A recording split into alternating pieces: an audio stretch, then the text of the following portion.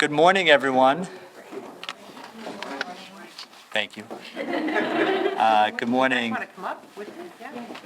And thank you all for joining us today in the city of Revere. We are joined here to celebrate exciting news in conjunction with the One Stop for Growth initiative. Let me start by saying that we are always happy to welcome our good friend, Lieutenant Governor Polito, to our city. She has been an incredible partner throughout the course of my administration, and I greatly admire your dedication to public service.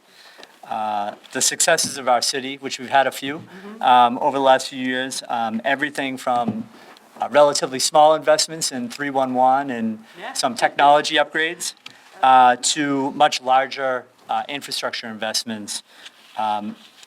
Our success begins with you and Governor Baker. So thank you for that, and thank you for all that you've done for us in our city. When the One Stop for Growth project was launched, I remember Secretary Keneally giving a briefing to us over Zoom because we weren't allowed to be in person. And I know I was certainly excited about the streamlined process that was outlined. And sure enough, our city's Department of Planning and Community Development, led by Tech Lang, has jumped all over the opportunity for state funding. And so here we are today because of the leadership of Governor Baker and the leadership of Lieutenant Governor Polito and Secretary Keneally and countless others that are here with us today. The City of Revere and many of our community-based organizations and partners are in receipt today of nearly $1 million. And that is the largest award that we're seeing today is a MassWorks grant for improvements to Route 1A Southbound ramp. And this is an important investment for our city as we continue to make progress with our riverfront master plan. The design and engineering work will refine a plan for us to reconstruct a new ramp and rotary that will offer direct, safe, and convenient access to the riverfront for everyone, pedestrians, cyclists, and motorists.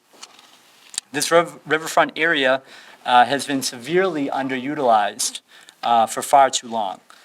But the critical infrastructure work that we will be able to do with the MassWorks grant and with the redevelopment of the G&J tow yard and the city's acquisition of the boatyard down in that neighborhood, our residents will soon have access to beautiful new public space on the riverfront.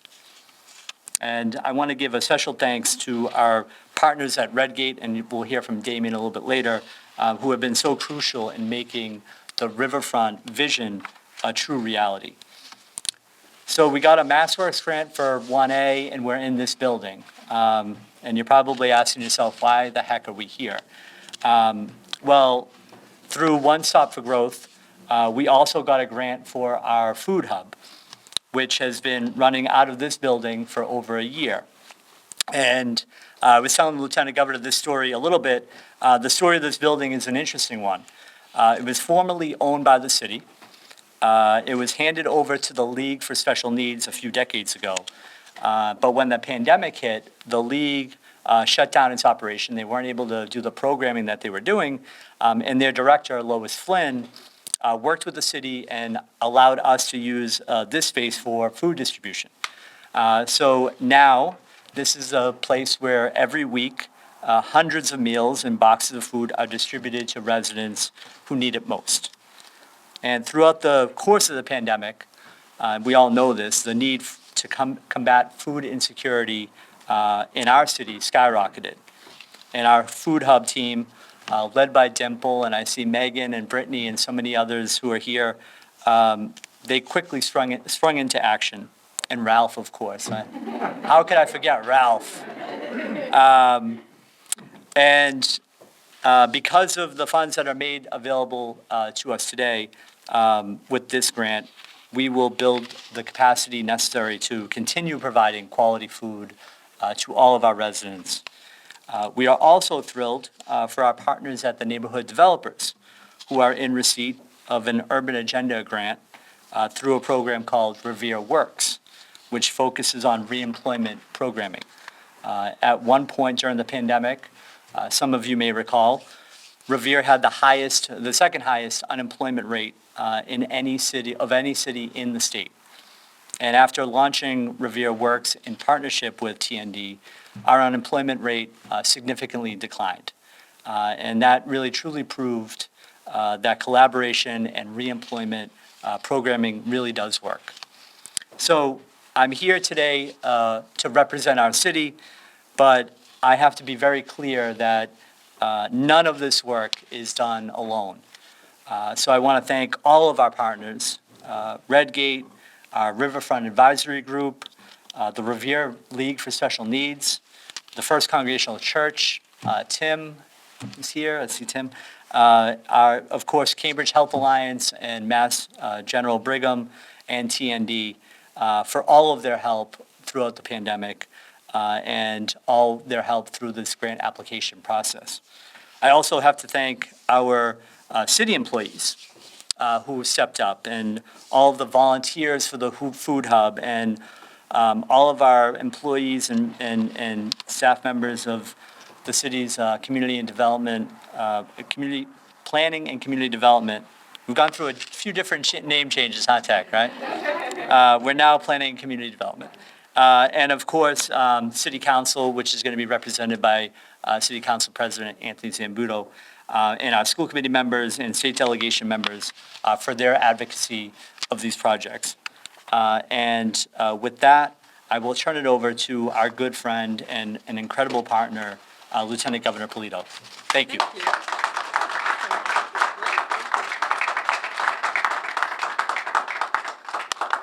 Good morning. It's wonderful to be with all of you in the great city of Revere. And I'm happy to be here with all of our friends at City Hall. Thank you so much, Mayor, for your partnership. Councilor Zambuto, we go way back. I've known you a long time. I want to thank our team as well. I got Juan Vega, you got Ashley Stober, who you'll hear from in just a moment. You got Caitlin McGinnis, who brought a lot of us together today. And I know that Damien will hear from you as well about the private investment in this city. First and foremost, just let me say thank you to each one of you, your respective teams where you work from, and to the people of this community for doing your part over the course of the past 22+ months. It has been a very difficult time for everyone, to say the least. We've seen sadness, we've seen tragedy, but in the face of adversity and uncertainty and pain, we've also seen the greatness of humanity, because it's people like you who have cared for one another and have done your part individually and clearly as a team within this city to help your fellow neighbor and to make sure that people were safe and supported as best that they could be over the course of this time. So at the same time, watching the public health and continuing to monitor the virus, you also understood the need to make sure that people got the support and nourishment that they needed as well. That is one of the, I would say, silver linings of the past couple of years, is to see a new development around addressing food insecurity and the improvement of the systems involved with local sourcing of foods, and then putting together a system that can directly serve the needs of the people within your community. So we're very pleased to see you take this building, which has been a long part of this neighborhood and in this community, and turn it into a place where that distribution can take place.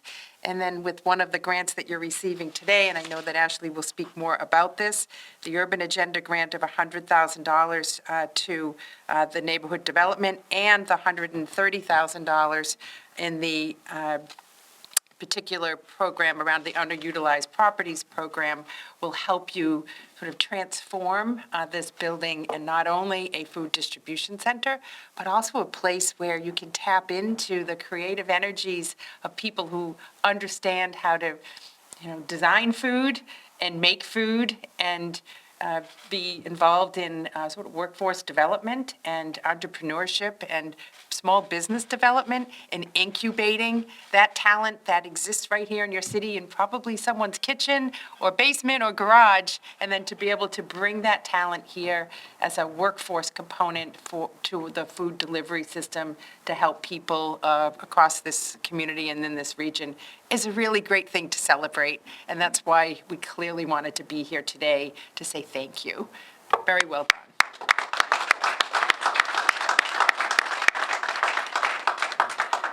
I also want to acknowledge the work on the development front. So while managing through COVID and the pandemic, you've also kept all the wheels moving forward relative to economic development in this community, something that I know you as the mayor have prioritized, and not only in some areas, but in all the opportunity areas within your city. And today, we are building upon that success. I forget when it was, but the Seaport Council, which I happen to chair, was able to give a small grant for the riverfront project that is displayed here for the master plan. And that's where you have to start, right? You start pretty much with your own idea around seeing an opportunity and then figuring out, what that can look like. And having the grant and securing the engineering team and design team to put the master plan together, then you have something to work with. And that turned into the opportunity to then apply to us and also attract private development. Damien's great opportunity for you to build housing in an area that was underutilized, and clearly for you as the city taking advantage of that opportunity. But you can see with the roadway system, it was an area not developed because it was hard to get to. So the MassWorks program that you have participated in is allowing you an award of a $750,000 award for pre-development. So we've learned how to do our jobs better too, because MassWorks is typically a construction award. So you have to be ready to construct, ready to build, ready to go. But we were hearing from a lot of communities, though, that we're not quite ready. So what do? We don't want to get rejected and then have to start all over again in a year. So we backed up our program a little bit and said, well, why don't we help you with that pre-development so that you can continue to move forward and hire the professionals needed to get that part of it done through the design and the engineering and the permitting, and then come back to us and we'll help you on the construction end. So today, you're capitalizing on that aspect of the program as well. And then finally, I just want to acknowledge that the partnership with mayors like Mayor Arrigo and community leaders like this all across our state, rural, suburban, gateway cities, we've done a much better job, all of us, in understanding each other and how to do this better. And that was the origin of the one-stop program, to literally consolidate the major economic development programs into a literal one-stop, one application process. And my charge to the team was, please, for those applicants that come through, make sure they don't leave empty-handed. There is some way of awarding them a grant in this program so they can get started and they can move forward and not have to deal with when is the next grant coming? Will I get it? If I don't, then what do I do? And lose the pace of time, lose the momentum that you have behind your project, and lose the opportunity to attract the private investment to really get it done. So the One Stop is in its second phase soon. We'll be announcing the start with expressions of interest very soon. And here we go again for you to be ready with your projects to move forward. So congratulations to all of you. It's huge success. You're stacking up a lot of grants here, and we see you making a real difference. I know our colleagues in the legislature are not here, but Representative Giannino and Representative Turco clearly care deeply about this community, and they're very active in their advocacy for projects like this to happen and for the grants that make it possible. So congratulations to all of you, and in advance of the holiday, a safe and healthy and a most joyful one, especially after what we've all been through together. There'll be more happy times this year for you and your families. Congratulations, and I'd like to now present you with the One Stop for Growth. Awesome. Thank you. Grant to the City of Revere.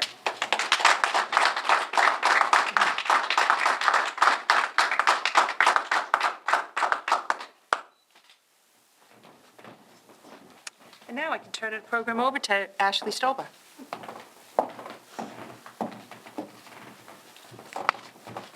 Thank you, Lieutenant Governor, and we are so happy to be here in Revere on behalf of the Executive Office of Housing and Economic Development. Congratulations on all the progress that you've made. You are doing all of the right things to create a community that people want to live and work and play. As Lieutenant Governor mentioned, you are taking advantage of all of our state grant programs, which we love. I know Lieutenant Governor mentioned this already, but I am the vice chair of the Seaport Economic Council, and this is some of the things that I love about working in this administration and about the One Stop, is this kind of behind-the-scenes collaboration. So building upon the Seaport Economic Council grant that we gave you a couple years ago into this master plan has been really, really awesome. As she also said, we love investing early. We're so excited about pre-development grants and site readiness. We want to help you get projects off the ground, become shovel-ready, prepare you for more state grants, and hopefully some federal funds. But we're not only here to celebrate your MassWorks, we're here to celebrate your underutilized property grant and your urban agenda grant. I will just say the underutilized property program, which Juan can attest, was incredibly competitive. This was our first year. We had over $98 million worth of requests, and we only had $8 million to spend. So super competitive, and you should be so proud of yourself for receiving this award. I have to say, I'm really excited about this one. So you're getting $130,000 to retrofit this building right here, as you mentioned.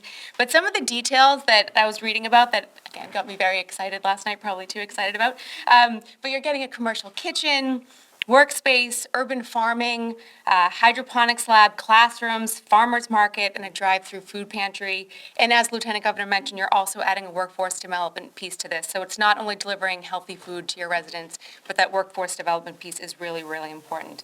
And speaking of workforce development, that's what your Urban Agenda Grant is going to do as well. As you mentioned, you're partnering with the neighborhood developers on the Revere Works Coalition. You're delivering a workforce development continuum to 1,000 Revere residents in 2022. You're combining adult education with job training and enabling people to move between stages of the continuum. So the example that was provided to me that I thought was very you have a student that completes the Women Encouraging Empowerment's lower level ESOL classes, they could be referred to the Revere Community School, right? So when she's at the RCS, she'll also attend a financial education workshop taught by the neighborhood developers' financial coaches, where she'll become more financially stable and knowledgeable. And then from there, she may go to the Moroccan American Connections in Revere's IT Support Specialist Training Program, and she'd participate in internship and then get a job. So you're doing all the right things to get people to feel more confident, more comfortable, financial skills, workforce skills, and making them feel better to get a job. So with that, I would like to introduce our private developer who's here. We are so grateful for the hard work that you do, and you step up to the plate. So Damian Zari from Redgate will now speak next. Thank you.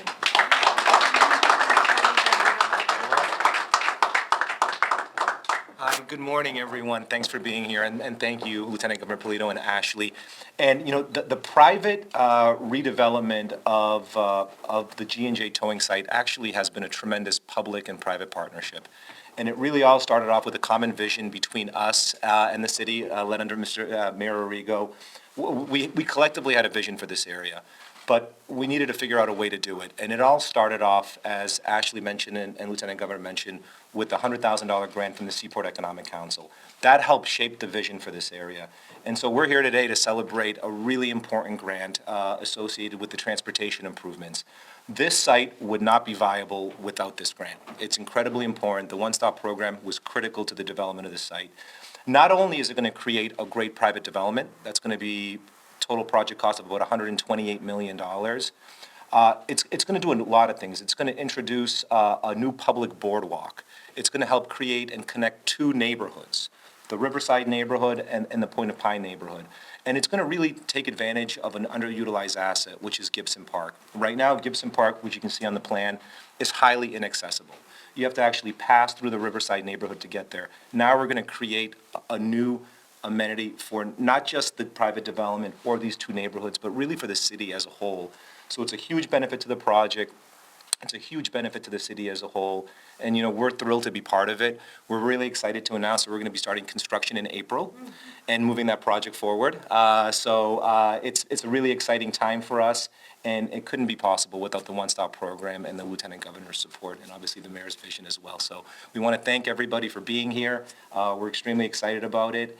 And for those who don't know the site, it is literally a scrapyard sitting on the waterfront. It should not be there, and it should not be the gateway to Revere from the north. And hopefully in a couple of years, we're going to have a brand-new gateway, a great new vision for the city, building upon what Mayor Arrigo has done. And we're thrilled to be here, and thank you again. Appreciate it. Thank you. And with that, I wanted to introduce Council President Zambuto, who's a great supporter of the project, and we couldn't have been here without him because it did require a city council vote. So thank you very much. Morning, everybody. Obviously, I was a little surprised to be asked to speak here today, but whenever my dear friend, the Lieutenant Governor, is coming to Revere, not only because she's my dear friend of many years, but because she always brings money when she comes. So this one-stop program has brought the city almost $1 million. And so I'm excited to be here to celebrate, but more importantly, to welcome my dear friend, the Lieutenant Governor. Thank you all.